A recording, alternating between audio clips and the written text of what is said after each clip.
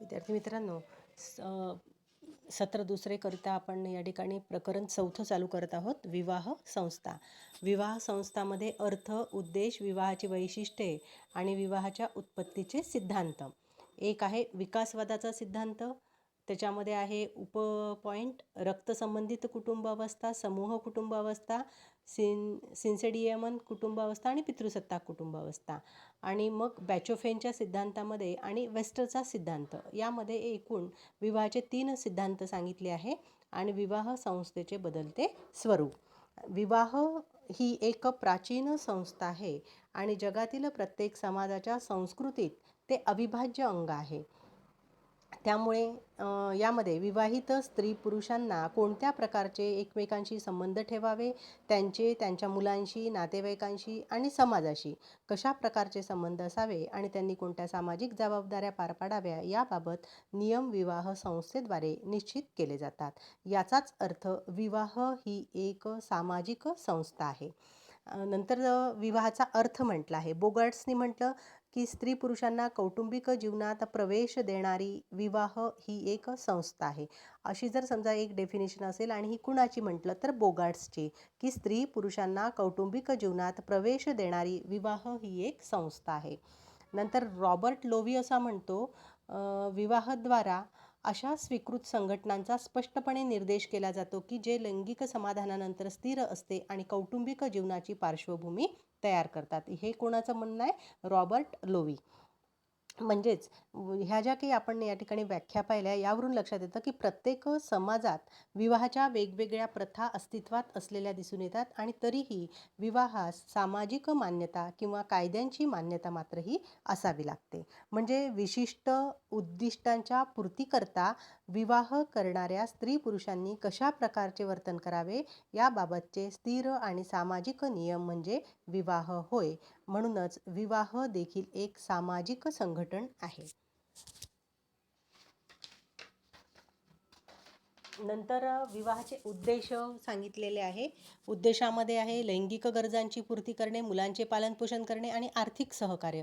एकूण 3 उद्देश या ठिकाणी त्यांनी सांगितलेले आहे. आता 250 आदिवासी जमातीच्या अध्ययनावरून मॅरडॉक यांना असे आढळून आले की आर्थिक सहकार्य करणे हाही विवाहाचा एक प्रमुख उद्देश आहे. कुणाच्या मते म्हटलं तर मॅरडॉक. दक्षिण भारतातील कादर या आदिवासी जमातीमध्ये शिकार करणे, मासे मारणे, फळे गोळा करणे इत्यादी पुरुष काम करतात. ही MCQसाठी एक लक्षात घ्यायची आहे की दक्षिण भारतातील कादर या आदिवासी जमातीत शिकार करणे, मासे मारणे, फळे मुळे गोळा करणे इत्यादी कार्य पुरुष करतात. याचाच अर्थ मात्र विवाहानंतर पतीच्या आर्थिक कार्यात स्त्रियांनी सहकार्य करणे आवश्यक असते. नंतर आहे कुटुंबाची निर्मिती. त्या कुटुंबाच्या निर्मितीमध्ये देखील आर्थिक सहकार्य, प्रजनन, कुटुंब स्थापना हे काही उद्देश मानल्या गेलेले आहे. विवाहाची खरी उद्दिष्टे म्हणजे संघ स्वरूपता, समाज मान्यता, स्थायित्व, समारंभ, अधिकार आणि कर्तव्य. संघरूपता म्हणजे काय?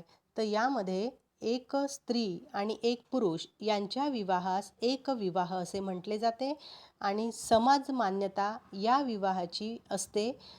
त्यामुळे समाज मान्यतेप्रमाणे विवाहाला धर्माची आणि शासनाची मान्यता आवश्यक असते.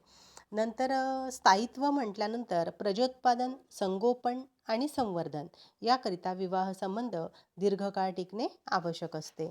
तसेच अधिकार आणि कर्तव्य, विवाहाच्या माध्यमातून स्त्री पुरुषांना अधिकार आणि कर्तव्याची जाणीव मात्र करून दिली जाते. विवाह उत्पत्तीचे सिद्धांत यामध्ये सिद्धांत सांगितले गेलेले आहेत. त्याच्या काही अवस्था आहेत.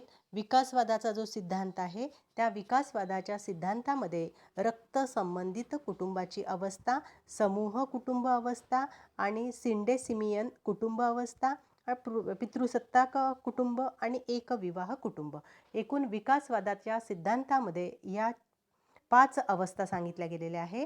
नंतर बॅचोफेनचा सिद्धांत. विकासवादाच्या सिद्धांताला नेमकं काय म्हटलं गेलं आहे की जीवशास्त्रातील प्राण्यांच्या विकासासंबंधीच्या सिद्धांताचा मानववंशशास्त्रज्ञावर जो विशेष प्रभाव होता त्यामुळे विकासवादी सिद्धांताच्या दृष्टिकोनाचा स्वीकार करून विवाह संस्थेची उत्पत्ती सामाजिक विकासाच्या प्रक्रियेने झाली असे प्रतिपादन हर्बर्ट सस्पेन्सर यांनी केलेले आहे. सस्पेन्सरच्या मते प्रारंभिक काळात कोणत्याही प्रकारची सामाजिक व्यवस्था नव्हती. हर्बर्ट सस्पेन्सर यानंतर त्यांनी म्हटलं आहे की मॉर्गनने या मानववंश शास्त्रज्ञांनी त्याचं सिद्धांताचं समर्थन केलेलं आहे. त्यामधल्या 4 अवस्था, एकूण 5 अवस्था सांगितलेल्या आहे. रक्तसंबंधित कुटुंबाची अवस्था, समूह कुटुंब अवस्था आणि सिन्सेडियम कुटुंब अवस्था आणि पितृसत्ताक कुटुंब अवस्था. यातल्या ज्या काही अवस्था सांगितल्या गेलेल्या आहे, या अवस्थेतून मात्र जे कुटुंबात समान रक्ताच्या सदस्यांचा समावेश असतो, त्याच्यामध्ये भाऊ बहिणीचा किंवा चुलत भाऊ बहिणीचा विवाह होऊन अस्तित्वात आल्याचे कुटुंब म्हणजे रक्तसंबंधित कुटुंब होय. समूह कुटुंब अवस्थेमध्ये एका कुटुंबातील सर्व भावांचा दुसऱ्या कुटुंबातील सर्व बहिणींशी विवाह व्हायचा आणि त्यातून पुढे समूह विवाह पद्धती ही अस्तित्वात आली. नंतर आहे सिंडेसिमियन कुटुंब. विकासक्रमातील या 3ऱ्या अवस्थेत एका पुरुषाचा एका स्त्रीबरोबर विवाह होऊन या कुटुंबाची स्थापना करण्यात आली. नंतर पितृसत्ताक कुटुंब. या कुटुंबात पित्याचे वर्चस्व असते, म्हणून त्यास पितृसत्ताक कुटुंब पद्धती असे म्हटले जाते. एकविवाह कुटुंब. यामध्ये एका पुरुषाचा एका स्त्रीशी विवाह होऊन एकविवाहाची प्रथा प्रचलित झालेली असते. हा विकासवादाचा सिद्धांत मांडला गेलेला आहे.